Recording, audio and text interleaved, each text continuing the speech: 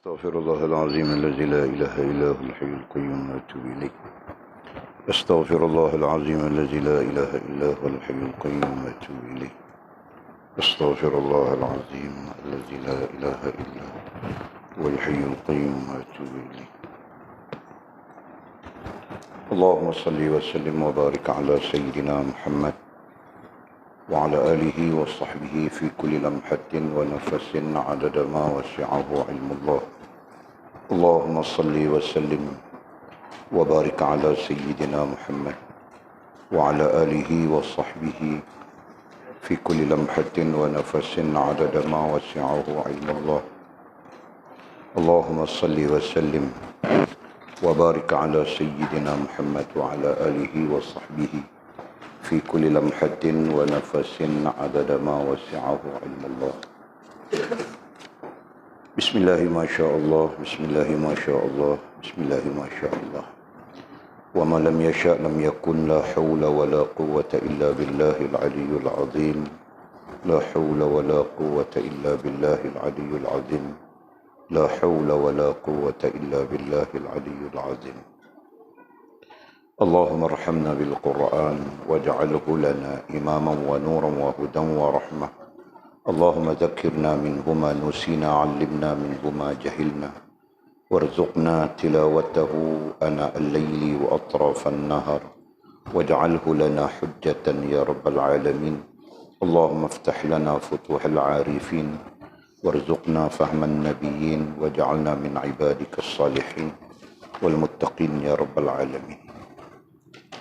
بسم الله الرحمن الرحيم. قال مصنف رحمه الله تعالى: نفعنا الله بعلومه وبكتابه في الدارين، اللهم آمين يا رب العالمين.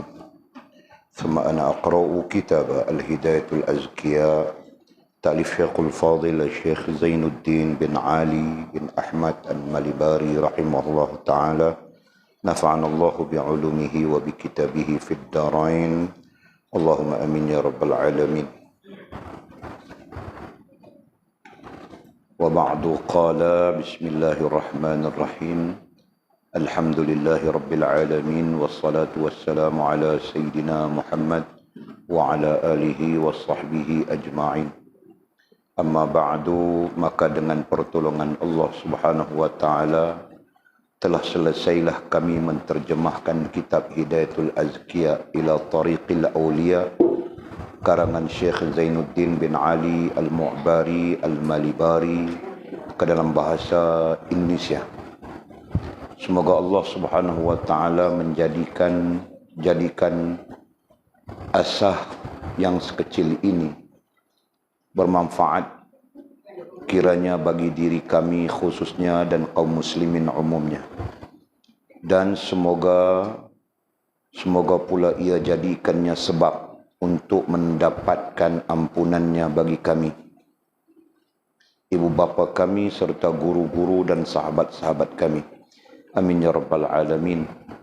Kemudian kepada mereka itu sangat kami harapkan apabila mendapatkan kesalahan atau kekeliruan sehingga menyalahi maksud dan tujuannya yang asli, supaya bermurah hati untuk memperbaikinya dengan yang betul. Dan katanya wassalam. Okey, pertama sekali, malam ini adalah malam cuti, tetapi kita isikan dengan pengajian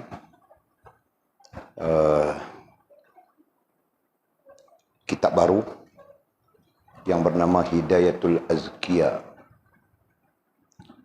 Kitab Hidayatul Azkiya ini dikategorikan sebagai usul dalam tasawuf, al-usul tasawuf.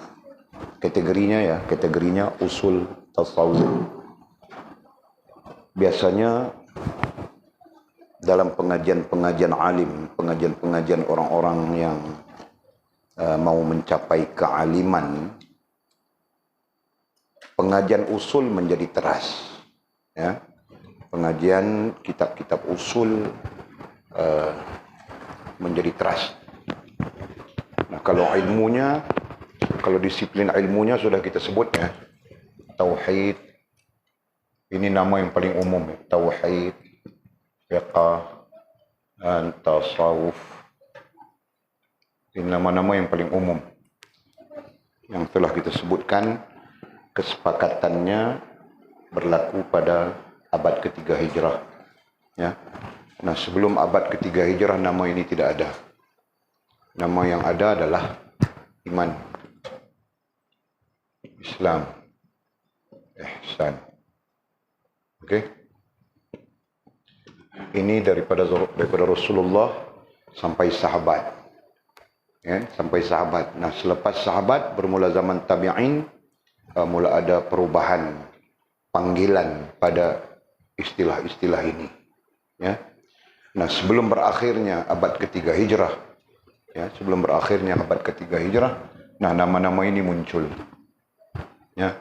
Nama tauhid bagi mewakili iman, nama fiqh bagi mewakili Islam, dan nama tasawuf bagi mewakili ihsan. Okey. Nah, sekarang boleh disebut sudah tadi, dalam dunia ilmu, ya, dalam dunia ilmu, untuk mencapai kealiman, sama ada keseluruhan ataupun dalam satu-satu bidang. Nah, kalau di sini kita lihat ada 3 bidang sudah. Secara ilmu, ya, ada 3 bidang. Kalau kita lihat dari sini, ya, 1, 2, 3. Nah, jadi untuk mencapai kealiman itu, antara disiplin yang berlaku adalah mempelajari usulnya. Ya? Mempelajari usulnya. Paham kan? Nah, di sini nanti disebut usul tauhid. Okey? Nama tauhid juga, tapi disebut usul. Okey? Di sini disebut usul fiqh ataupun usul fiqh. Dan di sini disebut usul tasawuf. Okey? Nah, itu. Jadi kalau kita kirakan dasar ataupun teras kepada satu-satu disiplin ilmu adalah usulnya. Okey? Dasar ataupun teras kepada sesuatu disiplin ilmu adalah usulnya. Ini usulnya. Okey.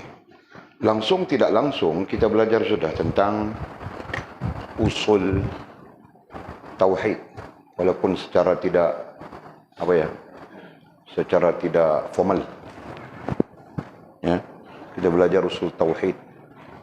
Ya, kita belajar tentang apa itu iman, kan? Bagaimana beriman, nah, semua itu dipanggil usul.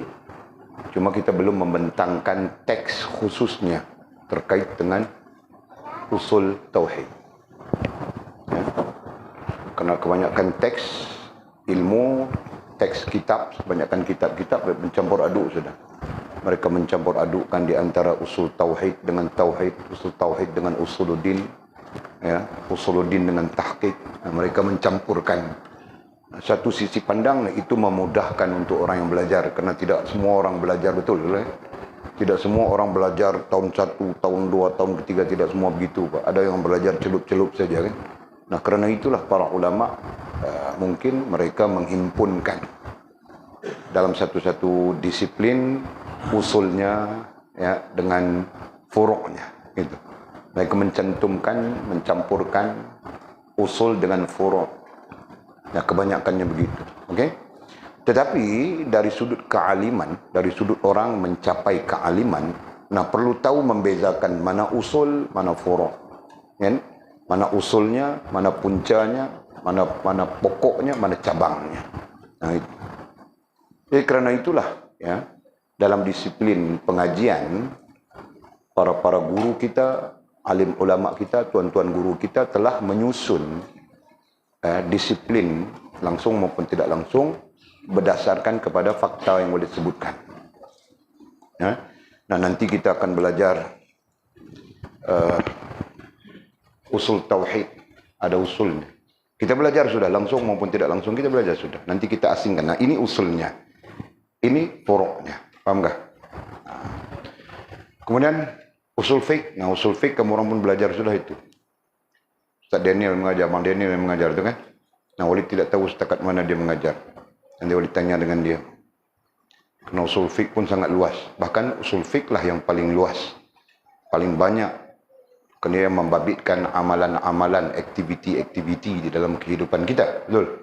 Itu. Nah, kemudian datang di peringkat ihsan, ilmunya tasawuf. Nah, usul kepada ilmu kepada tasawuf itu teras kepada tasawuf itu dipanggil usul tasawuf. Ya. Padahal kita belajar tasawuf melangkau sudah. Banyak sudah. Usulnya kita belum kenal kan? Jadi sekurang-kurangnya kita akan melihat usul. Nah, daripada usul inilah datangnya syarah-syarah yang lain. Nah, itu kita perlu faham, ya. Daripada usul tauhid datanglah syarah-syarah tauhid yang lain. Daripada usul fiqh datanglah syarah-syarah fiqh yang lain. Daripada usul tasawuf datanglah syarah-syarah tasawuf yang lain. Kan? Jadi berdirinya syarah-syarah ilmu tasawuf adalah di atas usul tasawuf itu. Jelas ya? Nah, apabila usul tasawuf itu ada di dalam kepala kita, nah, tentang tasawuf itu menjadi mudah saja. Kita tahu saja apa yang mau dibincangkan, yang alat tujunya dan sebagainya. Kan? Nah, tinggal praktisnya saja. Nah, praktis itu diri kita masing-masing, betul kan? Ilmu tetap di kitab. Nah, masuk kepada kita perlu dengan praktisnya, perlu dengan amalannya. Jika tidak diamalkan, tinggal sebagai ilmu begitu saja, betul? Okey. Jadi kitab kita yang kita mau ketengahkan sebagai usul tasawuf ini, nah ini untuk melengkapkan orang yang belajar untuk alim, ya, orang yang punya niat untuk alim. Nah, di sana Walid jelaskan sudah ada orang yang belajar untuk dia amal dirinya sendiri, kan? Nah, dia tidak mempunyai tujuan alim. Nah, ada orang yang begitu. Tapi kita, ya, sudah barang tentu mesti mempunyai tujuan alim. Bahkan niat menjadi alim itu sebagai satu kebajikan di sisi Allah Subhanahu wa taala. Paham tak? Nah, kita bukan belajar untuk sikit-sikit kumu'abah amal, kita belajar untuk alim, ya. Nah, niat kita begitu. Jika kita ada niat itu, insya-Allah Allah melimpahkan kepada kita ilmu sampai alim. Jelas ya? Okey, jadi boleh sebut sudah. Kitabnya bernama Hidayatul Azkiya. Hidayah dengan makna petunjuk, azkiya dengan makna cerdas. Azkiya daripada perkataan zakah. Qad aflaha man zakkaha. Dalam Al-Quran bunyinya begitu. Qad aflaha man zakkaha. Maka berjayalah orang-orang yang cerdas. Qad aflaha man zakkaha. Zakka itu singular, itu bacaan mufrad, bacaan satu. Nah, bila dibaca dengan plural, bila dibaca dengan jamak, baca dengan banyak. Nah, azkiya, zakka, azkiya, jamak taksir itu. Ya. Jadi petunjuk kepada kecerdasan, petunjuk kepada menjadi cerdas. Nah, sisi lain, yang cerdas itu adalah orang yang alim. Innama yakhshallaha min ibadihil ulama. Innama, sesungguhnya yang takut kepada Allah Subhanahu wa taala itu adalah hamba-hamba Allah yang berilmu. Nah, ya kan?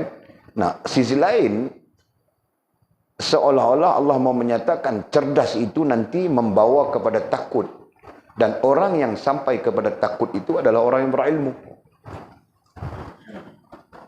Nah, dalam arti kata yang lain, cerdas itu diperlukan untuk mencapai ilmu dan menyampaikan kita kepada takwa, kepada takut dengan Allah Subhanahu wa taala. Ya, itu strukturnya. Nah, kita tuliskan strukturnya. Cerdas, Ya, membawa kepada ilmu. Ya, karena kecerdasan inilah yang menyebabkan kita boleh menanggap ilmu. Ya, tujuannya, definisinya, tujuannya, metod dan sebagainya. Okey, cerdas menanggap ilmu, dan ilmu inilah yang mencapai kita kepada takwa. Kita sebut takwa ya, menyeluruh ini sudah. Ya, jadi cerdas itu adalah dasarnya. Ya, ilmu itu adalah sesuatu yang perlu dicapai, ya, dan takwa itu adalah tujuan. Ini konsep ya. Jadi seolah-olah takwa itu tidak dapat dicapai melainkan dengan ilmu. Nah, itu hakikat yang kita perlu faham semua, terima semuanya itu. Dan ilmu itu tidak dapat dicapai melainkan dengan kecerdasan. Betul Pak itu kan? Orang yang sampai belajar tinggi ini itu orang cerdas kan? Jika tidak cerdas, awal lagi dia tidak mau belajar sudah. Orang suruh belajar bercinta buah pokok ubi. Nah, itu contoh, tidak ada kena mengena yang hidup maupun yang telah mati. Boleh fahamkah? Nah, itulah maksudnya hidayatul azkiya, petunjuk supaya kita mencapai kecerdasan. Dengan kadang-kadang kita tidak capai kecerdasan. Ada pengetahuan tapi tidak cerdas. Ini jam saja. Nah, kemudian kata musannif ila. Yang ini, yang kamu orang tidak ada, yang ini tidak ada ya. Yang ini asalnya, yang asalnya yang ini. Yang ini di apa? Cuplikan apa? Di fotokopi. Di kopi, itu kan. Tetapi boleh tengok dia punya apa ya? Tidak ada apa? Apa dia panggil? Muqaddimah musannif pun tidak ada di sini. Tapi di sini ada. Ya kan? Jadi tidak apa, bukan masalah di sana. Nah, babitkan saja. Hidayatul Azkiya asal kitab ini namanya Hidayatul Azkiya ila tariqil awliya, petunjuk kepada kecerdasan, ila kepada tariqil awliya, jalan awliya ay wali. Wali itu kita ada makna sudah kan? Kita ada makna kita tersendiri, Pak. Makna secara ilmu. Wali itu adalah orang yang sempurna hubungan dengan Allah Subhanahu wa taala. Jadi Hidayatul Azkiya, inilah kitab yang bernama Hidayatul Azkiya dengan makna petunjuk kepada kecerdasan, ila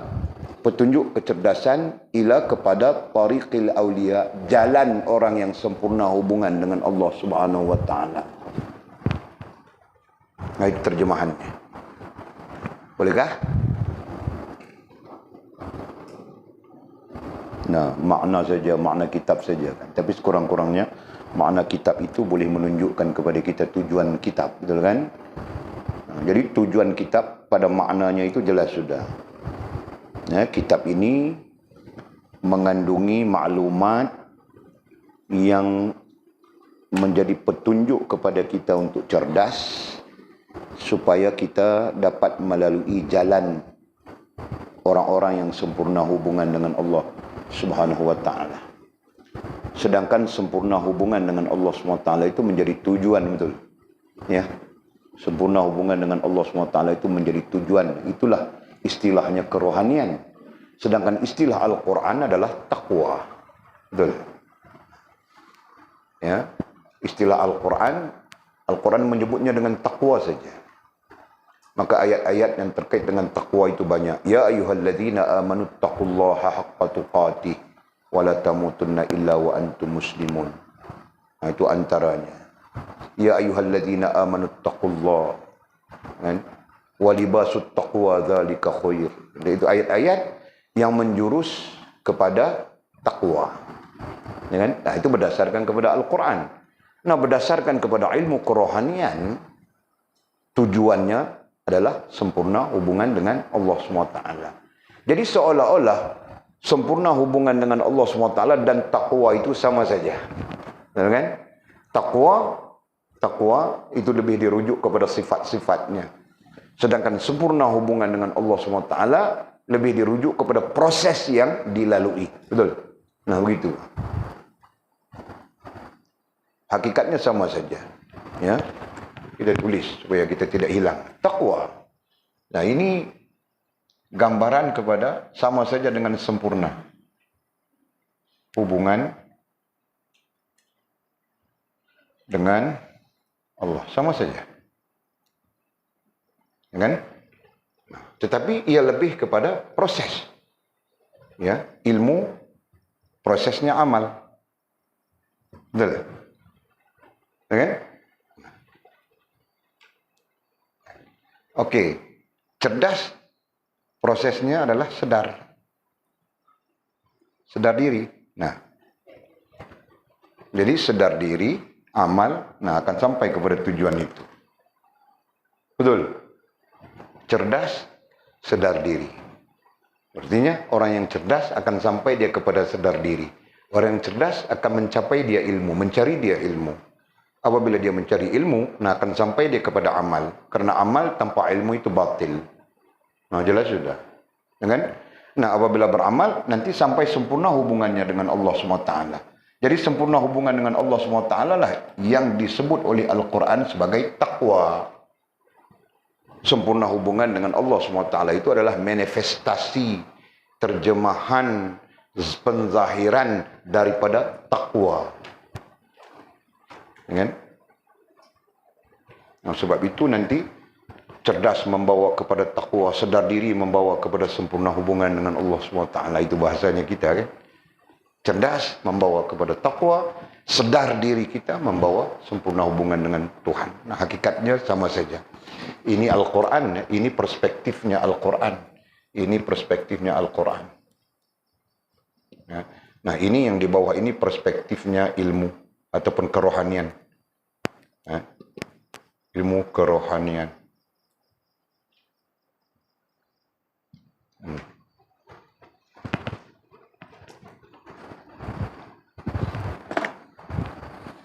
Yang cerdas itu saja boleh berfikir. Boleh berfikir berarti mukasyafah. Boleh merasa berarti musyahadah sampai akhirat.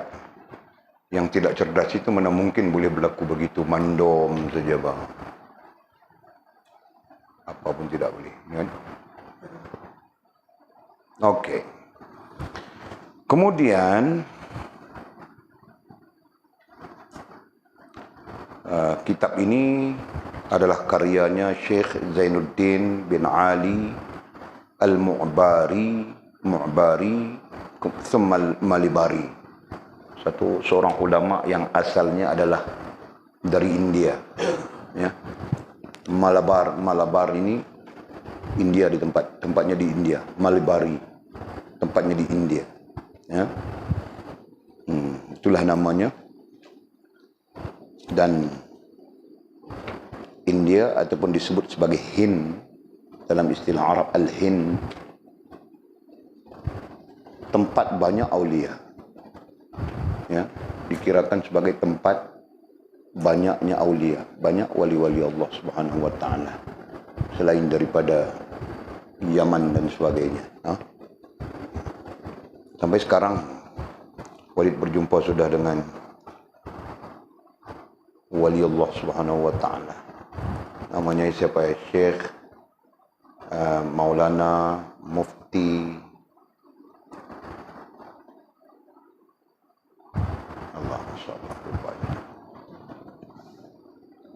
Maulana Mufti Said Abdul Rahman, bukan?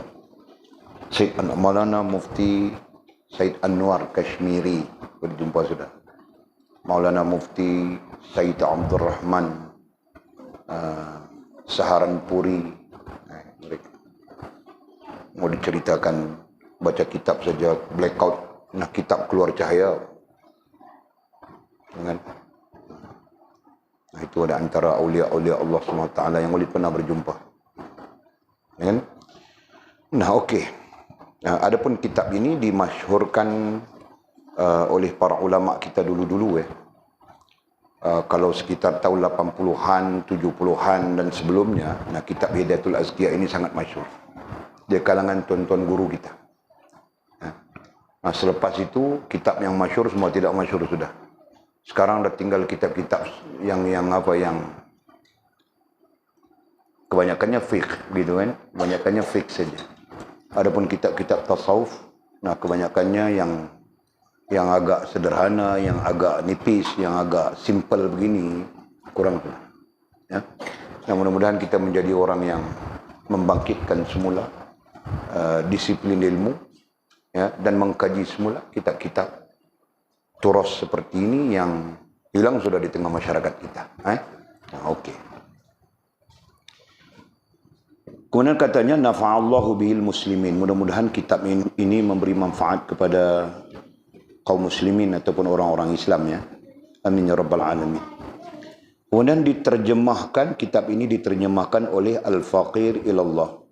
Ya, Al-Faqir Ilallah itu dan dia menyebut seorang yang mengharapkan Allah SWT, namanya Haji Fattah Hud Harun. Ya, Al-Haj Fattah Hud Harun. Itu penterjemahnya. Tidak dinyatakan yang ada pada kamu orang ni. Nah, tidak ada.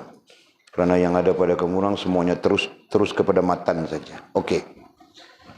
Nah, disebutkan ya, kitab ini asalnya adalah nazam. Pada asalnya adalah nazam. Sebuah nazam. Nazam itu bahagian daripada bentuk nyanyian orang dulu-dulu. Nah, kita belajar sudah baru-baru ini kan. Yang kita maknakan dengan nyanyian ada nazam, ada apa lagi? Ada nasyid, ada nazam, ada syair, apa lagi? Tak ada tarannum. Nah, ini adalah bahagian daripada yang boleh saja kita klasifikasikan sebagai nyanyian. Dan nazam disebut sebagai nazam, kategorinya nyanyian, berada di bawah nazam. Nazam itu ada yang sifatnya qasidah, nazam itu ada sifatnya burdah, nazam itu ada sifatnya, nah aku pun tidak tahu kan, macam-macam yang disifatkan di sana. Dan kitab Hidayatul Azkiyah ini asalnya dalam bentuk nazam. Nah, kalau orang dulu nazam itu dihafal kan? Orang sekarang nazam tidak dihafal, lagu saja dihafal. Keluar lagu orang putih, seminggu saja ingat sudah dia. Kan? Walaupun dia tidak tahu bahasa orang putih. Kan? Dia tidak tahu. Tapi dia hafal saja. Dia pun goyang kepala. Apa pun tidak tahu dia. Keluar lagu Korea. Kan? Seminggu saja. Nah, mungkin tidak sampai seminggu, Pak. Hafal dia lagu Korea. Opa Sarangge. Itu bunyi lagunya. Ya kan? Nah, keluar lagu. Lagu apa aku pun tidak tahu, hafal. Kan? Kalau keluar qasidah ini, keluar burdah ini, nah kurang dia mau hafal, kan? Gitu keadaan. Ini keadaan. Jadi boleh ceritakan tentang orang dulu mereka menghafal. Nah, itulah. Boleh cerita kemarin enggak? Kemarin dulu ada satu nenek tengok di Facebook itu. Dia menghafal usul tauhid tu. Dan umur 90 tahun sudah, mata pun tidak nampak sudah. Tapi dia masih ingat usul tauhid. Masya Allah. Nah, orang sekarang apa pun tidak ingat sudah. Kan? Yang terkait ilmu, Nah, tidak ada apa yang mau diingatnya. Pendek kata, hilang bila dia jam semuanya. Gitu kan? Karena tidak ada apa yang mau diingat. Okey. Tadi Walid baca sudah muqaddimah musannif ya. Muqaddimah musannif dan mewakili muqaddimah. Siapa? Muqaddimah penterjemah. Berarti penterjemah menterjemahkan muqaddimah musannif. Ya kan? Nah, dengan penuh rendah diri, musannif menulis karyanya ini. Ya. kemudian penterjemah pun dengan penuh rendah diri menterjemahkan karya Hidayatul Azkiya ila Tariqil Awliya ini dengan mengatakan penuh dengan kekurangan, penuh dengan kelemahan. Nah, mereka yang alim pun mengatakan penuh kekurangan, penuh kelemahan. Kita yang jauh daripada alim mau bilang sempurna sudahkah? Nah, begitu maksudnya. Kan? Okey. Disebut sudah ya, apa yang tidak sebut lagi. Usulnya sebut sudah. Berarti dalam fahaman kita, ini adalah usul. Ya. Usul artinya perkara yang, apa ya, Walid pernah huraikan tentang usul. Benih. Usul adalah benih. Boleh saja dimaknakan dengan benih. Bibit-bibit yang nanti mencetuskan pengetahuanmu. Nah, itu usul. Ya, bagi menjelaskan makna usul. Sisi lain kita menyebut teras, tapi lebih halus dengan makna benih ataupun bibit-bibit. Ini kan? Nah, daripada usul inilah yang akan mencetuskan dan mengembangkan pengetahuanmu berdasarkan kepada apa disiplinnya. Nah, kalau benihnya tasawuf, benihnya kita pakai nama ilmu sudah ya, benihnya tasawuf, nah dia akan mengembangkan pengetahuanmu tentang tasawuf. Ya, paham tak? Nah, kalau benihnya itu fiqh, dia akan mengembangkan pengetahuanmu tentang fiqh. Kalau benihnya itu tauhid, dia akan mengembangkan pengetahuanmu tentang tauhid. Paham tak? Nah, begitu. Nah, penghujungnya akan menjadikanmu orang yang faham tentang tauhid, menjadikanmu orang yang faham tentang fiqh, menjadikanmu orang yang faham tentang tasawuf. Jelas ya? Nah, itu faktanya. Mana mungkin benih bibit durian keluar rambutan? Bolehkah? Nah, mana mungkin bibit manggis keluar asam keping? Tidak mungkin. Mana mungkin bibitnya asam keping mau keluar buah petai? Paham betul? Nah, bibit asam keping keluar asam keping, bibit manggis keluar manggis, bibit durian keluar durian, bibit rambutan keluar rambutan. Betul kan? Nah, sama saja. Bibitnya tasawuf, bibit atau benih atau bibit itu istilah kan? Bibit ini bahasa lama. Bahasa Melayu lama pun menyebut bibit. Bagi benih ya. Paham tak? Nah. Jadi bibitnya tasawuf akan mengeluarkan pohon dan cabang-cabang tasawuf. Jelas ya? Nah, di sana akan memudahkan kita memahami, menanggap dan memahami konsep tasawuf Islam. Kemana hala tujunya, membawa kita kemana, mau jadi bagaimana. Nah, itu penting. Ya, bagi mewakili keilmuan, kealiman. Jelas ya? Nah, dan boleh saja bagi mewakili amalan, apa salahnya kita beramal dalam keadaan kita tahu, gitu kan? Okey, selesai sudah itu. Boleh tidak perlu panjang-panjang cerita. Kita tengok terus ya. Karena Walid berhasrat membentangkan 2 kitab pada malam minggu begini. Okey. Tengok kata musannif rahimahullah ta'ala, bismillahirrahmanirrahim. Nah, itu bermula nazamnya. Alhamdulillahil muwaffiqi lil'ula. Hamdan yuwafi birrahul mutakamila. Boleh tidak tahu mau kasidah macam mana, mau apa, mau nazam macam mana. Nah, kalau pandai nazam sedap bunyinya ini, tahukah? Qasidah saja sedap, apalagi nazam. Thumma salatu ala rasulil mustafa wal ali ma' sahbin wattuba'in wila taqwal ilahi madaru kulli sa'adah wa tiba'u ahwa ra'su syarri habaila. Inna at-tariqa syari'atun wa tariqatun wa haqiqatun fasma' laha ma muthila.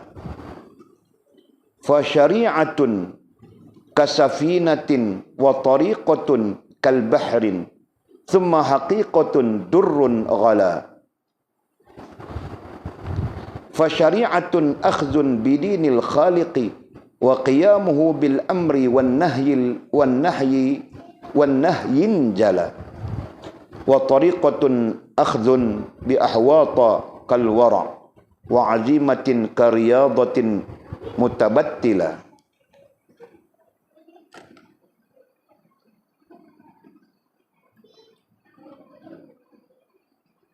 Okey. Nah, cukup sekali itu muka pertama itu ya. Nah, terjemahannya sama saja boleh tengok. Okey. Nah, kata musannif rahimahullah ta'ala, beliau menyebut nama Allah SWT dalam rangka Bismillahirrahmanirrahim. Dalam rangkap Bismillahirrahmanirrahim. Katanya dengan menyebut asma Allah yang maha pengasih lagi maha penyayang. Alhamdulillahil muwaffiqi lil ula. Hamdan yuwafi birrahul mutakamila. Segala puji bagi Allah yang telah memberikan taufik untuk menjalankan amalan yang dapat memperoleh darajat yang tinggi dengan pujian yang membandingi kebaikan Allah yang sempurna.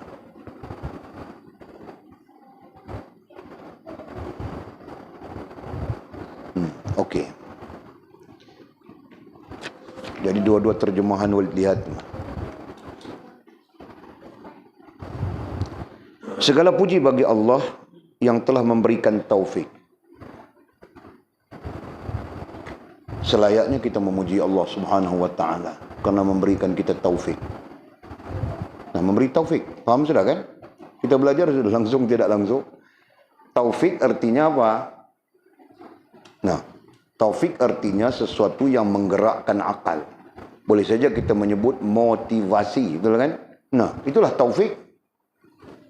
Jadi Allah Subhanahu wa taala telah memberi taufik, ai menggerakkan akal kita. Ya kan? Menggerakkan akal kita untuk menjalankan amalan. Jika Allah tidak menggerakkan akal kita untuk menjalankan amalan, nah kita jadi apa, Mizi? Kita sama saja dengan orang-orang jahil, Pak. Sibuk pasar malam saja. Sibuk mau shopping lah, itulah, inilah, betul kan? Tidak habis. Hal dunia yang tidak pernah habis. Jelas ya? Nah, Allah melimpahkan kepada kita, memberi kepada kita taufik. Nah, langsung kita dapat sudah istilah taufik. Yakni dengan menggerakkan akal kita. Untuk apa? Menjalankan amalan. Nah, apa amalannya kita malam ini? Mengaji, kan? Nah, Allah menggerakkan akal kita malam ini untuk mengaji, belajar kitab Hidayatul Azkiya. Nah, Allah menggerakkan akal Amit malam ini datang belajar kitab Hidayatul Azkiya. Alhamdulillah, Pak. Kan? Allah menggerakkan akal kita semua termasuk akal Walid, Pak. Walid pada dasarnya malam ini cuti. Kan? Nah, kamu orang saja malam ini mungkin ada muzakarah gitu kan. Allah menggerakkan akal kita, ya, taufik itu, makna taufik itu, ya, untuk menjalankan amalan, menjalankan, istilahnya, melakukan, melaksanakan amalan. Amalan apa yang kita lakukan? Yang dapat memperoleh darjat yang tinggi, yang dapat ai boleh, yang dapat ai boleh. Nah, boleh ada sudah di sana. Yang dapat memperoleh darjat yang tinggi, ai yang dapat mengembangkan darjat. Darjat apa? Darjat rohaniah kita, ya.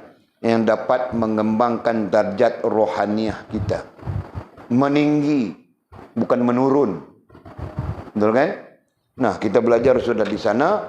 Darjat sama saja maknanya tahap. Darjat sama saja maknanya makam. Tetapi istilah maqam itu lebih kepada kebaikan. Ya. Nah, sedangkan keburukan disebut asfal. Nah, sekarang kita guna istilah yang lebih umum sesuai bahasa kita, sesuai dengan kita. Ya.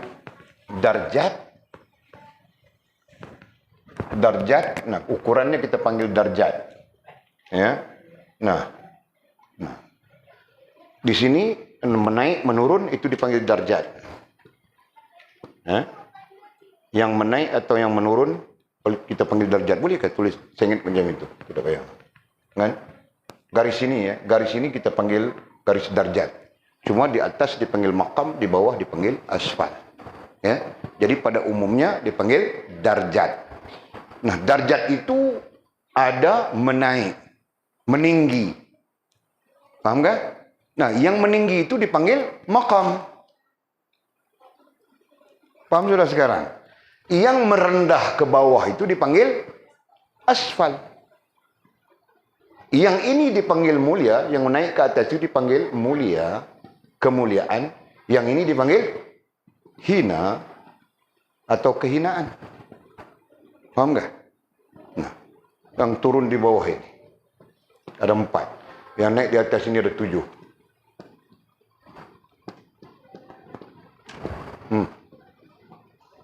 Nah, yang ini dipanggil, semua dipanggil kemuliaan. Ya, ini dipanggil darjat kemuliaan. Sedang yang di bawah ini dipanggil darjat kehinaan. Nah, tinggal kita dua saja. Kita berada di posisi kemuliaan, darjat kita berada di posisi kemuliaan, atau darjat kita berada di posisi kehinaan. Nah, itu saja, Pak. Jelas ya? Nah, jadi jika kita rujuk kembali kepada kita punya makam, jadwal makamat, nah ini awam, ini tawabin, ini muhafizin, ini muqarrabin, ini salihin, ini syuhada, ini siddiqin, ya, ini anbiya. Nah, kita terhenti di sini saja. Di atas itu anbiya. Nah, jadi setiap makam ini adalah mulia. Ya. Jika disebut sebagai darjat, nah darjat awam mulia, darjat ini mulia, darjat ini mulia, darjat ini mulia, darjat ini mulia, darjat ini mulia, darjat ini mulia. Tinggal lagi kemuliaan itu berdasarkan kepada taraf masing-masing, keadaan masing-masing. Paham enggak? Nah, Atul tiba-tiba dia berada di taraf siddiqin sudah. Secara pribadi dipanggil Atul adalah siddiqah. Oh, Masya Allah, tinggi sudah Atul kau. Nah, misalnya, tidak ada kena-mengena dengan hidup maupun telah mati. Tapi kau masih hidup. Oke? Nah, jadi ini mulia. Ini semua mulia. Posisi dari sini ke atas, nah itu semua dipanggil mulia. Jelas ya?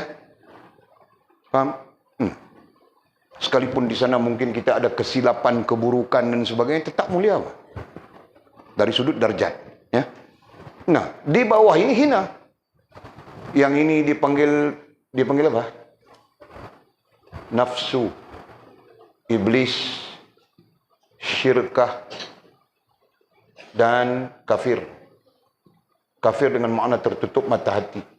Ya. Nah, ini semuanya hina. Jadi, apabila kita bercakap tentang darjat, nah ada darjat yang mulia, ada darjat yang hina. Betul? Nah, Allah memberikan kepada kita taufik sesungguhnya untuk melakukan amalan, dan amalan itu membawa kita kepada darjat yang tinggi. Istilahnya tinggi, tinggi berarti menaik. Betul? Nah, tinggi berarti menaik. Dari sini kita mungkin naik di sini, dari sini naik ke sini, dari sini naik ke sini, dari sini naik, begitu kan? Nah, itu meninggi. Ya, faktor yang menaikkan kita tinggi itu, jika kita faham daripada teksnya, adalah amalan, betul? Adalah amalan. Amalan itu berpunca dari taufik. Taufik itu adalah tergeraknya akal kita untuk melakukan amalan. Fahamkah? Nah, itu. Siapa yang menggerakkan? Siapa yang boleh menggerakkan akal kita? Allah Subhanahu wa taala. Betul kan? Nah, menggerakkan akal kita kepada baik. Menggerakkan akal kita kepada amalan-amalan yang baik. Nah, itu. Okey. Yang mendapat yang dapat memperoleh darjat yang tinggi, di mana Allah menggerakkan akal kita, kita melakukan amalan. Nah, ini amalan, belajar ini adalah amalan, ya. Yang dapat memperoleh darjat yang tinggi, yang kemudiannya makam kita akan mendaki, menaik. Nah, itu. Ya, makam kita menaik, darjat kita pun meninggi. Nah, itu maksudnya. Ya, sebab itu kita jangan sombong dengan Allah. Allah SWT boleh saja menjauhkan kita, menjatuhkan kita. Ya, berdasarkan kepada Al-Quran, begitulah bunyinya. Laqad khalaqnal insan fi ahsani taqwim. Ya, sungguh Allah menjadikan kita untuk berkembang. Dan boleh saja Allah SWT menjadikan kita tidak berkembang. Thumma radadnahu asfala safilin. Kemudian kita jatuh. Nah, asfala, ya. Kita sepatutnya berkembang begini, naik dari sini naik ke sini, dari sini naik ke sini, dari sini naik ke sini, seterusnya darjat kita meninggi. Nah, kerana kita sombong dengan Allah, Allah SWT boleh menjatuhkan kita. Dari sini jatuh ke sini, sini jatuh ke sini, sini jatuh ke sini, sini jatuh ke sini. Yang kesemuanya ada implikasinya. Ya kan? Mengikut nafsu ada implikasinya. Mengikut iblis. Daripada mengikut nafsu masih tidak sedar, tidak mau berubah, tidak mau bertaubat, tidak mau belajar, tidak mau Nah, akhirnya mengikut iblis. Ketika mengikut iblis masih lagi tidak mau belajar, tidak mau peduli, akhirnya syirkah.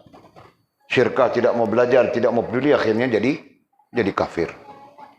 Kafir, tertutup mata hati. Kafir dengan makna tertutup mata hati. Nah, apabila tertutup mata hati, susah. Susah. Ya, tertutup mata hati, nanti kalau ada motivasi taufik, ya, kalau ada taufik pun susah baginya. Bukan? Nah, bahkan menurut Al-Quran, jika sampai kepada tertutup mata hati, nah Allah menyebutnya khatamallahu ala qulubihim wa ala sam'ihim wa ala absarihim ghishawah. Nah, itu. Ya, sampai di tertutup mata hati, Allah menutupnya terus daripada mendapat petunjuk. Ayat lain menyebutnya, apabila Allah menutup mata hati, nah itulah Allah mengatakan, innal ladzina amanu thumma kafaru thumma amanu thumma izdadu kufran lam yakunillahu liyaghfira lahum wala liyahdiyahum sabila. Ya, apabila sampai tertutup mata hati, Allah nantinya akan menambah kekufuran mereka. Nah, tidak kira siapapun.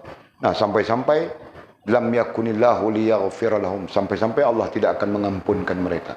Wala liyahdiyahum, dan tidak memberikan mereka petunjuk, sabila, jalan keluar. Allah tidak memberi mereka jalan, kekal di situ. Nah, akhirnya rusak semua iman, Islam, ihsan, rusak semua. Rusak agama pada diri. Jelas ya? Okey.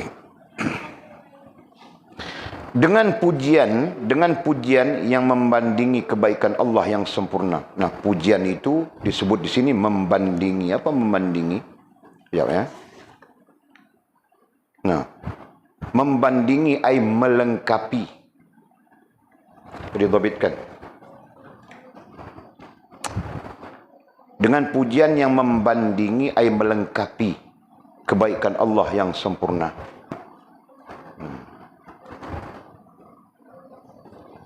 Membandingi ay melengkapi kebaikan Allah Subhanahu wa taala yang sempurna, yang maha sempurna. Nah, kita pakai perkataan maha kerana di situ lebih aula. Nah, apa maksud dengan pujian yang membandingi ay melengkapi? Nah, betul bukan? Allah Subhanahu wa taala maha sempurna. Itu. Ya, tidak ternafi. Ini terkait dengan akidah, ini terkait dengan ilmu tauhid, usul tauhid. Sesungguhnya Allah Subhanahu wa taala maha sempurna. Ya. Dan melengkapi kebaikan, yang membandingi ay melengkapi kebaikan Allah yang maha sempurna. Nah, maksudnya Allah maha baik. Nah, Allah melimpahkan kebaikannya kepada kita. Nah, begitu. Ya. Jika Allah tidak melimpahkan kebaikannya kepada kita, nah tidak tahu mau jadi apa kita. Nah, sampai-sampai dikatakan kebaikan Allah SWT secara ilmu, ya, kebaikan Allah SWT itu terkandung di dalam Rahman dan Rahimnya. Nah, maka sebab itu kita memulakan apapun Bismillahirrahmanirrahim. Dengan nama Allah yang Maha Pemurah lagi Maha Penyayang. Nah, sekalian makhluk berada di dalam naungan kepemurahan dan penyayangnya Allah Subhanahu wa taala. Kan? Faham tak? Nah, jahat macam mana pun kita atul, kita tetap berada di dalam Maha Rahman dan Maha Rahim Allah Subhanahu wa taala. Betul kan? Orang yang tidak sembahyang banyak, tidak solat mereka, pun Allah Subhanahu wa taala memberikan rezeki sama saja kan. Dia mau syok, Allah kasih dia syok. Nah, ini mau depa balik besok, mah tidak tahu berapa orang mau jatuh dalam parit mabuk ni, Melayu-Melayu ni. India mabuk, dia pun mabuk juga. India mabuk satu kolej saja, dia mabuk 3 kolej. Ini orang Melayu kita, tahu tak? Allah ya Allah. Okey, jadi musannif pada ayat ini ya, pada nazam ini, bait nazamnya ini meletakkan Allah Maha Sempurna, kebaikan Allah SWT itu Maha Sempurna, dan pujian yang perlu diberikan kepadanya juga perlu sempurna. Ya. Nah, pujian itu datang dari kita kan? Nah, kita perlu memuji Allah Subhanahu wa taala dengan sempurna sesuai kesempurnaan apa tadi? Sesuai kesempurnaan kebaikannya. Boleh faham tak? Allah Maha baik, sempurna kebaikannya ke atas sekalian makhluk. Betul kan? Kita sebagai makhluk manusia yang diberikan akal ini perlu memuji Allah Subhanahu wa taala, faham tak? Dengan sempurna.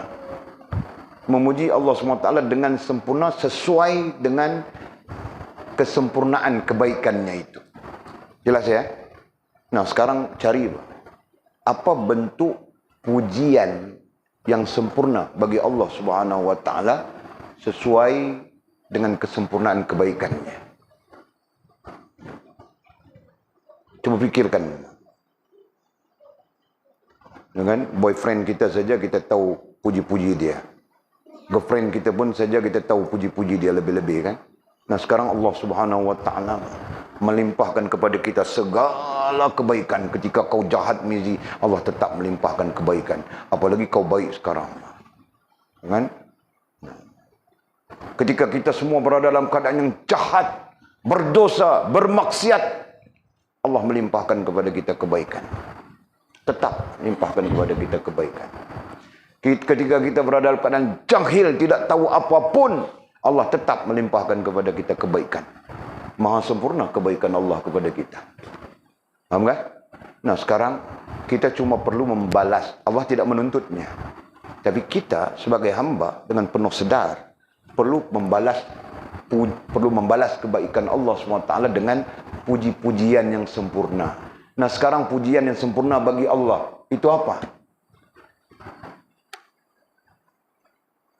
Nah, boleh tanya semua orang ini.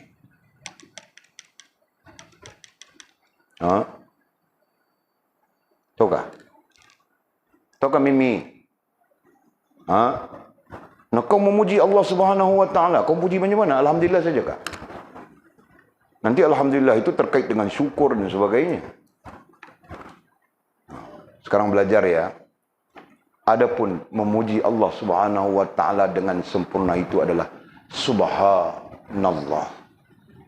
Perkataan banyak itu saja. Faham tak? Nah, itulah perkataan pujian kepada Allah Subhanahu wa taala. Pujian yang sempurna kepada Allah Subhanahu wa taala yang melimpahkan kepada kita kebaikan-kebaikan. Nah, pujiannya apa? Subhanallah. Kemudian diriwayatkan dalam hadis para malaikat memuji kebaikan Allah Subhanahu wa taala itu dengan subhanallahi wa bihamdih, subhanallahil azim, astaghfirullah. Nah, itu. Ya kan? Dikatakan itu adalah zikirnya para malaikat. Itu bentuk puji para malaikat kepada Allah Subhanahu wa taala. Subhanallah wa bihamdih. Subhanallahil azim. Astaghfirullah. Nah, kita jika mampu buat begitu silakan. Sangat bagus, sangat baik di sisi Allah SWT. Nah, jika tidak mampu, tidak berkesempatan, subhanallah. Nah, itu memadai sudah, ya. Dipanggil pujian yang sempurna kepada Allah Subhanahu wa taala. Ya, karena subhanallah itu artinya maha suci Allah. Maha suci Allah daripada kelemahan, daripada kekurangan. Nah, itu. Faham ke? Okey. Dengan pujian yang membandingi ay melengkapi, tapi sudah membandingi ay melengkapi kebaikan Allah SWT yang sempurna. Nah, jadi justru kita faham kebaikan Allah SWT itu maha sempurna, itu kan? Apalagi Allah tidak baik kepada kita. Di mana Allah tidak baik kepada kita? Allah tidak baik kepada kita kerana tidak bagi kita dapat awet. Bukan Allah tidak baik, Allah tidak mahu kau dapat seseorang yang merosakkan kau pada belakang hari, tahu tak? Nah itu. Allah tidak kasih boyfriend. Bukan Allah tidak bagi, Allah tidak mahu merosakkan kau di belakang hari. Faham tak? Allah Maha tahu tak? Kenapa kita perlu bersangka buruk dengan Allah? Nah, sangka buruk itu terjadi kerana kita tidak dapat merasakan kebaikan Allah Subhanahu wa taala. Ya. Allah Maha baik, betul. Betul Allah Maha baik. Dulu Walid hampir-hampir mau menikah dengan siapa ya? Pramugari kata orang. Tapi Allah tidak izin. Jika tidak, Amit dapat mak baru pramugari bang.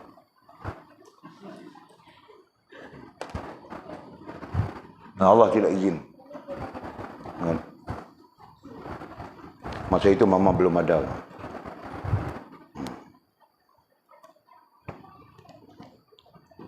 Nah, dia mau meminang aku. Pramugari itu mau meminang aku, bang. Bukan aku mau meminang dia.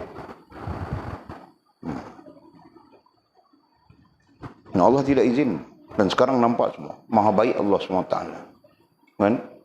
Kalau mungkin terjadi begitu, nah mungkin aku pun tidak ada di sini. Tidak akan jadi guru, tidak akan buka pondok ini. Mungkin ada di mana, New Zealand kah, apakah. Tidak tahu. Kan? Atau mungkin ada di tengah laut, atas sebuah kapal. Itu. Nah, Allah Maha baik, Pak. Maha baik. Allah Maha baik. Nah, puji-pujian bagi Allah SWT yang sempurna itu adalah Subhanallah. Maka kita diajar oleh baginda Nabi SAW dalam keadaan apapun, situasi apapun, membanyakkan menyebut Subhanallah. Nah, kemudian datang warat dengan hadis yang banyak. Ada yang menyebut Subhanallahi wa bihamdih, Subhanallahil azim. Ada hadis yang menyebut Subhanallahi wa bihamdihi adada khalqihi wa ridha nafsihi wa zinata arshihi wa midada kalimati. Semuanya terkait dengan puji yang sempurna bagi Allah Subhanahu wa taala. Faham tak? Nah, jadi kalau kita jumpa hadis-hadis menyebut Subhanallah begitu nah itu semua merupakan bentuk puji yang sempurna terhadap kepada Allah Subhanahu wa taala. Nah, jadikan amalan kita jangan kedekut mau menyebut Subhanallah. Ya kan? Nah, kalau kau rajin lagi, tambah lagi Subhanallah, Alhamdulillah, Allahu Akbar. Ya kan? Nah, begitu. Okey. Kuna kata musannif, summa salatu ala rasulil mustafa wal ali ma' sahbin wattuba'in wila. Kemudian mudah-mudahan salawat tetap tercurahkan kepada Rasul pilihan. Ya, mudah-mudahan salawat tetap tercurahkan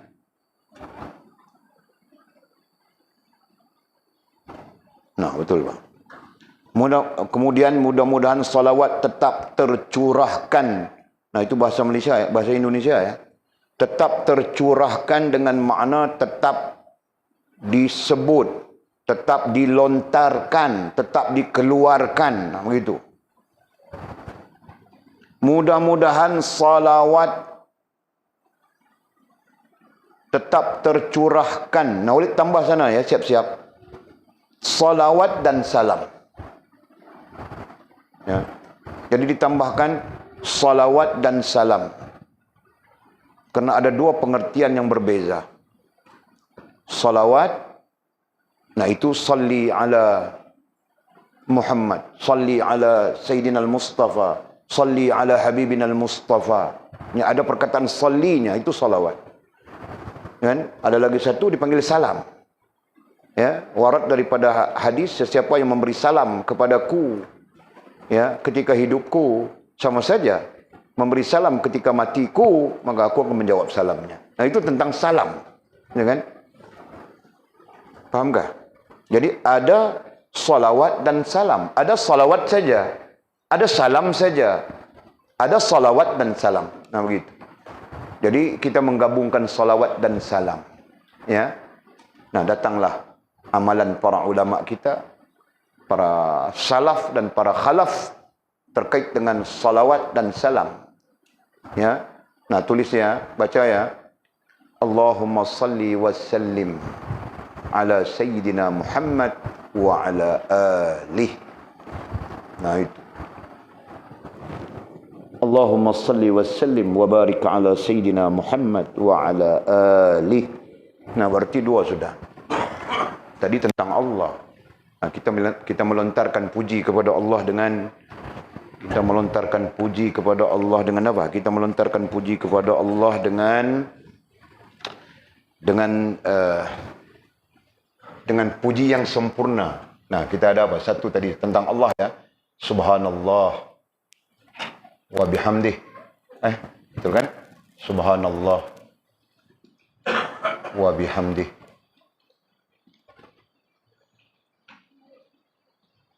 Subhanallahil azim, astaghfirullah ya. Boleh disebut sudah. Nah, ini jika mau diamalkan. Walid mengamalkan ini. Nah, jadi justru karena Walid mengamalkan, jadi Walid sebutkan kepada kamu orang, siapa yang mau mengamalkan silakan. Lebih bagus nanti ambil ijazahnya. Okey? Nah, tidak bagus bertulis begini.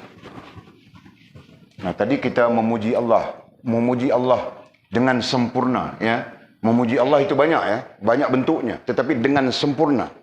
Maksud dengan sempurna terkandung di dalam perkataan subhanallah. Jelas ya? Nah, jadi ini pertama, subhanallah. Ada alif ya subhanallah juga? Ada no? Boleh kan? Subhanallah wa bihamdihi subhanallahil azim. Sin ka sad, subha. Sad kan? Sin, huruf sin ya. Subhanallah. Nah, subhanallah wa bihamdih subhanallahil azim. Subhanallah.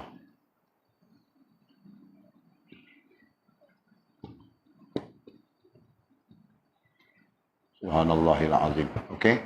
Subhanallah bihamdih subhanallah astaghfirullah.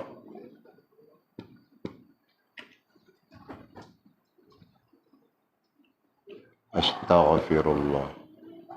Nah, ini pujian yang sempurna kepada Allah SWT. Jadi, nah Walid mengamalkan ini ya. Jadi kalau kamu orang suka, amalkan saja. Ini amalan. Okey, yang kedua, salawat dan salam kepada Rasul. Nah, jadi kita sebut sudah tadi apa? Allahumma salli wa sallim ya ala Sayyidina Muhammad wa ala alih.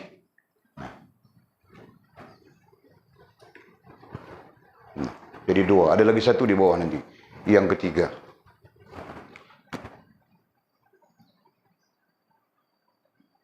Ya. Nah, ini kita sampai di dua keadaan saja. Dalam kitab ini subhanallahi wa bihamdihi subhanallah. Subhanallah ya, ada perkataan Allah di sini. Subhanallah. Subhanallahil azim. Ni. Astaghfirullah. Astaghfirullah. Okey, begitu. Yang kedua, Allahumma salli wa sallim ala sayyidina Muhammadin wa ala alih, panjang ya, wa ala alih. Nah.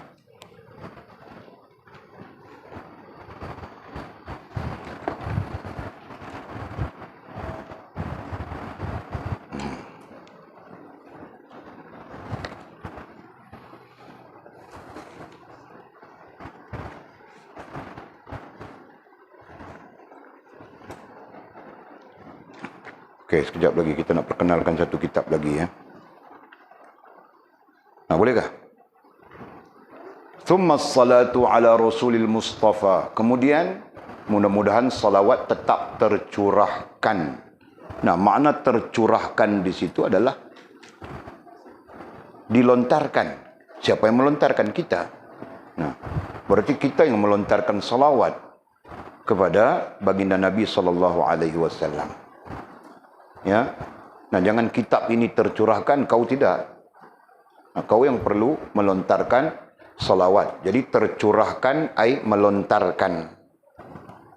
Mengucapkan juga boleh, Pak. Mengucapkan salawat. Nah, kita tambah bukan salawat saja, kerana ada hadis-hadis lain yang kita kutip menunjukkan salawat berserta salam itu lebih bagus, lebih afdal.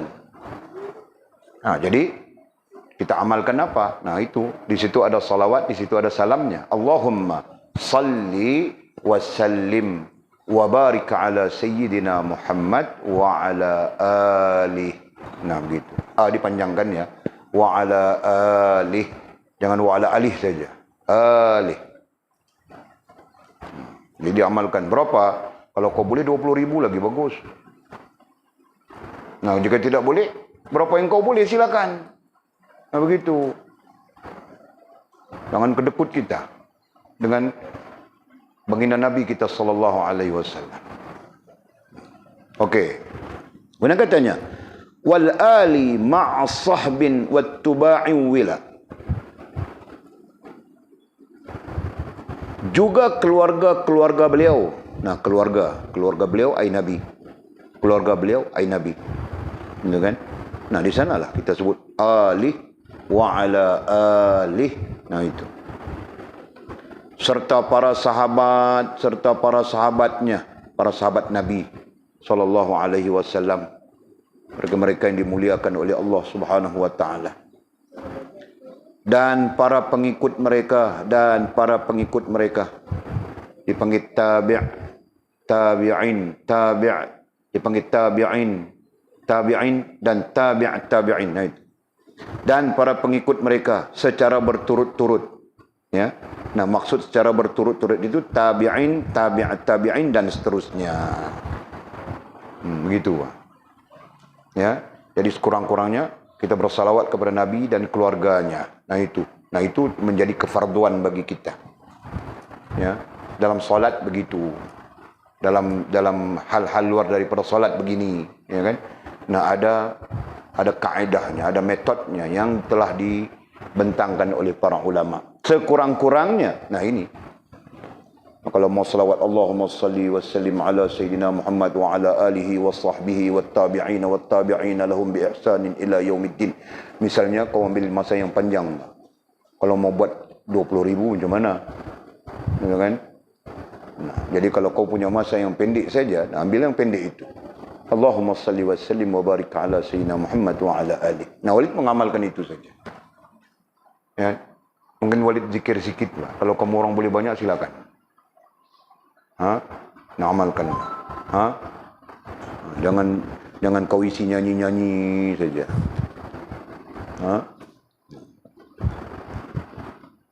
Buang semua nyanyi-nyanyi itu dalam telefon kah, dalam apa kah, buang semua. Mengarut saja. Okey.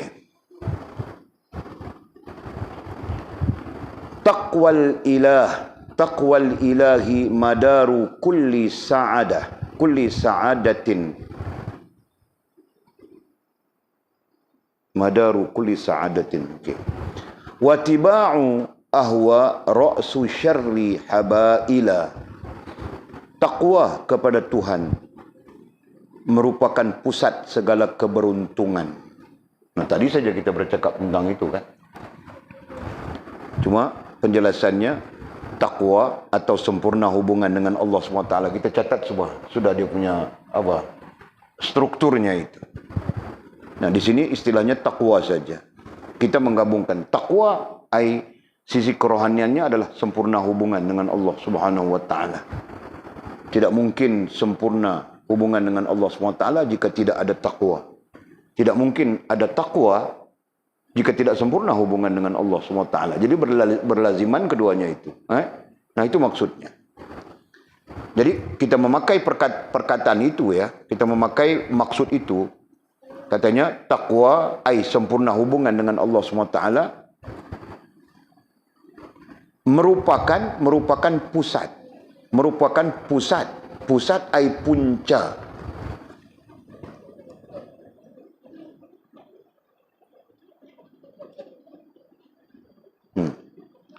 Pusat punca. Punca keberuntungan. Apa maksud keberuntungan? Kebahagiaan di dunia dan di akhirat. Nah, itulah keberuntungan. Ya. Nah, artinya apa? Artinya kita mau bahagia di dunia dan di akhirat. Nah, pusatnya adalah takwa, puncanya adalah takwa. Puncanya adalah sempurna hubungan dengan Allah SWT. Ya. Nah, jika tidak sempurna hubungan dengan Allah SWT, jika tidak takwa, mana mungkin mendapat keberuntungan. Ya. Nah, kita begitukan saja. Nah, ini keberuntungan.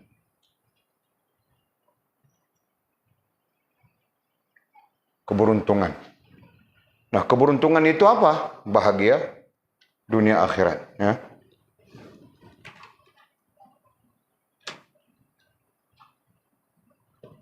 Keberuntungan itu apa? Berbahagia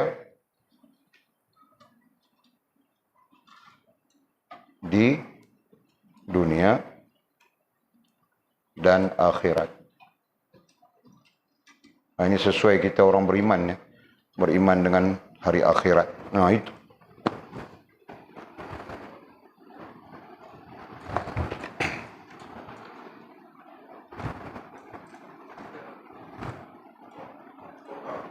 Salli.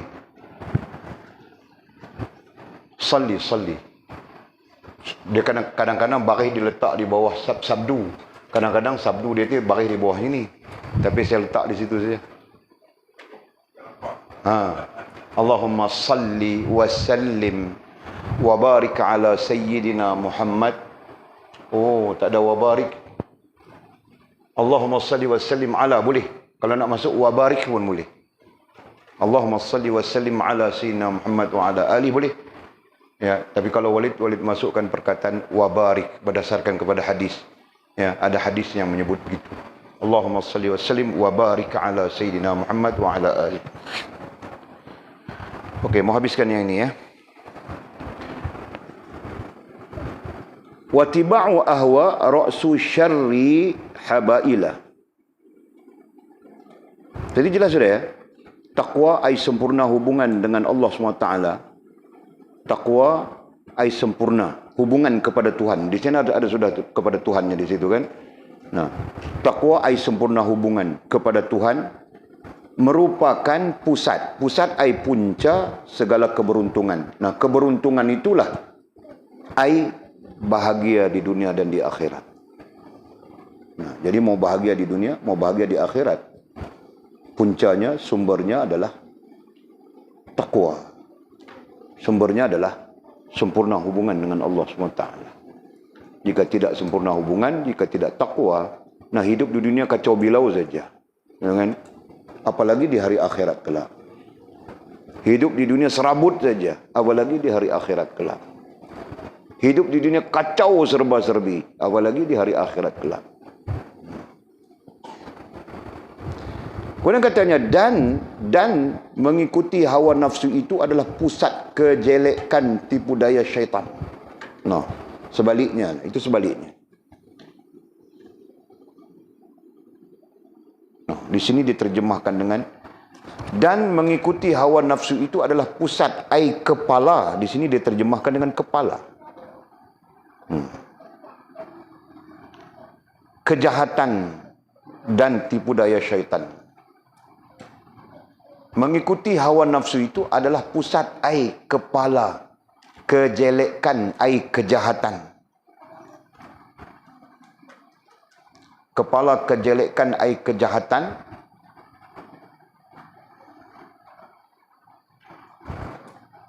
Dan tipu daya syaitan. Masya Allah. Jadi mudah faham, kita belajar sudah semua itu ya. Jadi hawa nafsu itulah punca kepada seluruh keburukan-keburukan dalam hidup kita. Ya. Hawa nafsu itulah yang menjadi punca kepada seluruh keburukan-keburukan dalam hidup kita. Nah, itu saja. Dan keburukan itu adalah bagian daripada tipu daya syaitan. Nah, begitu. Jadi punca besarnya hawa nafsu. Nah, jadi secara ilmunya berdasarkan kepada nazam ini kita perlu belajar tentang takwa dan kita perlu belajar tentang hawa nafsu. Nah, itu secara ilmunya. Ya, walaupun di kitab lain kita belajar sudah itu. Kita perlu belajar tentang takwa dan kita perlu belajar tentang hawa nafsu. Takwa untuk diikuti supaya kita mencapai keberuntungan dunia dan akhirat. Ya, hawa nafsu untuk dihindari, ya, untuk dihindari supaya kita tidak terikat dengan keburukan dan tipu daya syaitan. Nah, berarti secara ilmunya kedua-duanya itu perlu difahami. Nah, mau faham macam mana belajar? Nah, kita perlu belajar tentang takwa dan kita perlu belajar tentang hawa nafsu. Dan kedua-dua ini langsung tidak langsung kita belajar daripada teks-teks yang sedang kita belajar sekarang. Yang sedang kita bentang sekarang. Betul kan? Ya? Nah, jadi kalau tidak datang belajar, tidak tahu bah. Macam Amir, dia tidak datang belajar, mana dia tahu. Nah, sekarang datang belajar istiqamah bah Amir kau. Mau menikah kah? Mau nikah kita kasih menikah bah. Janji belajar. Ha? Maukah? Kami kutip seorang RM2, RM2, RM2, RM2, RM2, semua RM2, RM2 kasih Amir nikah. Kan susah. Nah, okey. Jadi kita berhenti di situ dan kita akan sambung innat tariqa syari'atun wa tariqatun wa haqiqatun. Itu. Dan kata musannif wallahu a'lam.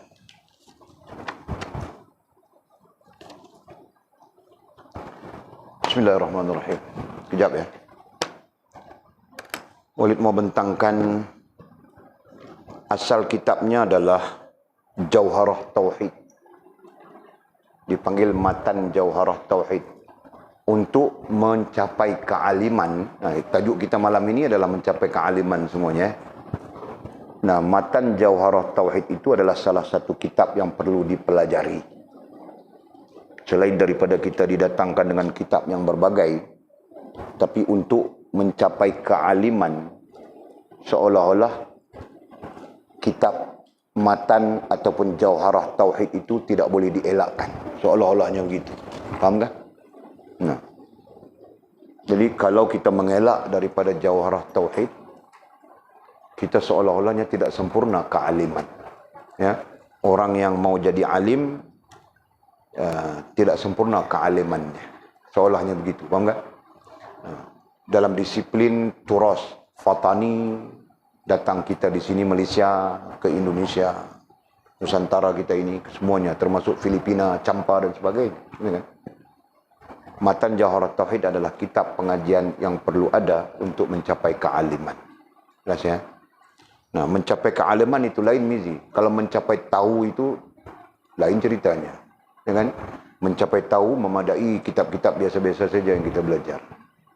Tapi mencapai kealiman, nah perlu kepada kitab-kitab yang mengolah permasalahan. Jelas ya? Nah, baru kita alim. Kalau kitab itu cerita buat begitu, buat begini, perlu buat begitu, perlu buat begini, nah itu kitab yang tidak mengolah permasalahan. Selama mana kita tidak mahir dengan permasalahan, maka kita tidak mencapai kealiman. Kealiman itu perlu mahir dengan permasalahannya. Faham tak? Nah, sebab itu dalam fiqh perlu sampai kepada fatwa fiqh, fatwa fiqh. Nah, baru alim fiqh. Dalam tauhid perlu sampai kepada tahqiq, karena tahqiq itu adalah fatwa aqidah. Baru sampai kealiman tentang tauhid, dan begitu juga tasawuf. Ya. Nah, jadi Walid tidak membaca matan ataupun jawharah tauhid langsung, ya. Walaupun nanti kita akan talaqi. Kita akan talaqikan kepada anak-anak ini, khususnya anak-anak Sabah ini, yang bakal jadi tok guru semua ini. Ya, kita akan talaqikan. Sampai masanya kita akan talaqikan, okey? Nah, sebelum kita talaqikan kitab jawharah tauhid itu ataupun matan jawharah, mungkin kita meninggalkan matan, kita terus kepada jawharah tauhid mungkin. Ya, Walid suka nak membentangkan kitab yang namanya apa diberi nama, ya? Yang diberi nama Sabilul Abid ila Jawharah Tauhid. Ya, kitab ini diberi nama Sabilul Abid. Walid tidak jumpa di Malaysia ini. Ini Indonesia punya ini.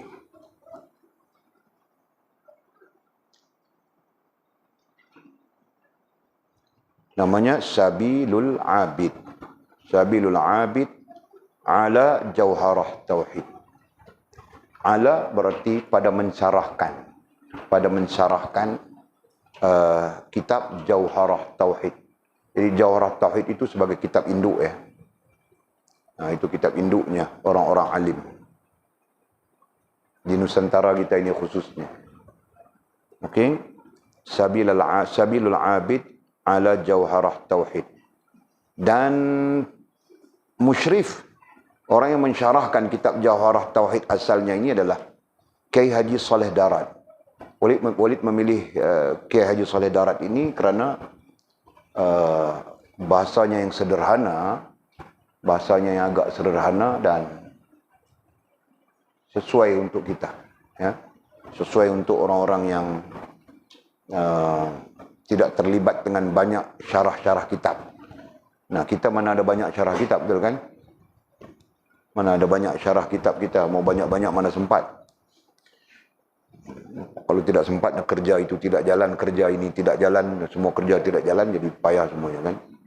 Nah, jadi kita pilih, Walid memilihnya sesuai dengan kamu orang, sesuai dengan kita, dan mudah kepada Walid untuk membentangkan. Nah, itu, okey? Nah, malam ini kita tidak sempat. Kita akan memulakannya insyaAllah pada malam akan datang. Pada tarikh kita akan datang, kita akan maklumkannya. Kitabnya Sabil Abid ini, ataupun Sabil Abid ala Jawharah Tauhid ini, kita akan bentangkan seiring dengan Hidayatul Azkiya. Ya. Nah, mungkin kamu orang tidak ada kitab ini, tetapi dengar, ya, dengar dan catatkan, notakan. Okey. Jadi kita berhenti di situ, kemudian kata musannif, wallahu a'lam. Nah, ada pertanyaan ke malam ini?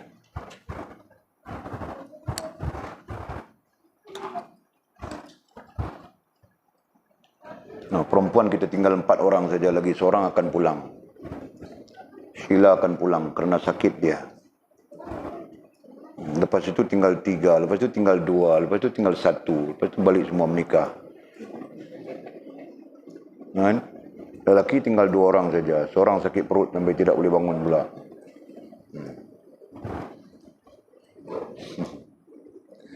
Tidak apa-apa, sebab dia sakit, Sheila sakit, kita tidak apa ya, kita susah nak berubat dia hospital, payah sebab tak bawah umur. Rupanya bawah umur lah ni dia kena ada parents sebagai semua. No? Jadi kita payah. Jadi kita nak bawa ke hospital pun payah, itu payah. Jadi kita bagi dia balik dululah. Ada rezeki dia nanti, dia mau datang, dia datang. Sekiranya dia tidak datang, bulan 12 ini masuk budak-budak baru, bulan 1. Bulan 12 kita tak sempat. Bulan 1 kita masuk budak baru. Masuk budak baru, kita akan mulakan pengajian Asasul Usul semula. Nah, kamu orang boleh ikut bah, kalau mau ikut. Siapa yang mau mengikut asasul usul? Gitu. Okey, tiada soalan ya. Bismillahirrahmanirrahim. Alhamdulillahirabbil alamin wassalatu wassalamu ala asyrafil mursalin sayyidina wa maulana Muhammad wa ala alihi washabihi ajma'in. Allahumma iftah lana futal arifin warzuqna fahman nabiyyin waj'alna min ibadikas salihin. Allahumma hdina siratal mustaqim siratal ladzina an'ama Allahu minan nabiyyin was-siddiqin wasyuhada'i was-salihin. Allahumma rabbana iftah bainana wa bain qaumina bil haqq wa anta khil fatihin. Allahumma a'inna ala dzikrika wa syukrika wa husna ibadatik. اللهم فقهنا في الدين وعلمنا التأويل. اللهم فقهنا في الدين وعلمنا التأويل. اللهم فقهنا في الدين وعلمنا التأويل. صلى الله على سيدنا محمد وعلى آله وصحبه وبارك وسلم. الحمد لله رب العالمين.